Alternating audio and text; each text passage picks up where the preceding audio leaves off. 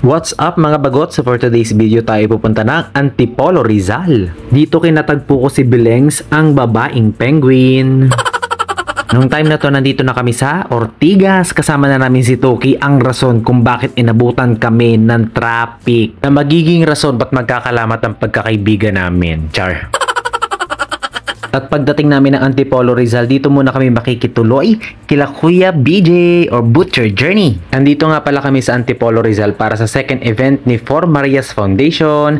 Doon nyo na lang panoorin yung video sa channel ni For Marias dahil wala kang aasahan dito kundi puro kalokohan namin tatlo.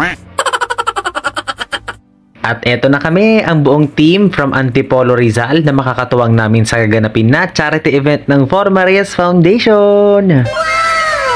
Flex ko na ulit si Belengs, ang pinakamaganda sa Dasma. Ito yung lakad naming tatlo na sobrang sulit yung dayo namin kasi kahit maputik, mabato, matarik, nakakapagod, mainit, yung lakad namin paakyat dun sa bundok, papunta dun sa tribo na tutulungan namin o aabutan namin ng pagpapala. Sulit, sobrang worth it neto. Siyempre sinasabi ko to para magyabang. Charot. Sinishare ko to para di naman masabi ninyo na may katinoan akong taglay.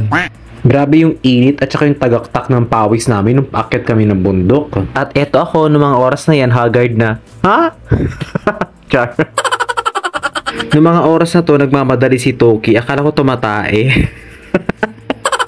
At habang paakyat kami ng bundok, nakasalubong kami ng couple na pabo. Sana all. At bagong breed ng aso. Ang laki kasi nung manok. Bilang patay gutom na nagpapanggap na mayaman, syempre kinain ko yung tirang cupcake sa pinamigay namin sa mga bata. Nung time na to, papunta na kami sa Mang Inasal, ang fast food sa aming mahihirap at karinderya sa mga mayayaman. What? Dumiretso kami dito bilang pasasalamat sa buong team na nakatuwang namin sa proyektong ito. Siyempre, bilang pintasero, hindi pwedeng hindi natin lalaitin ang pagkain dito.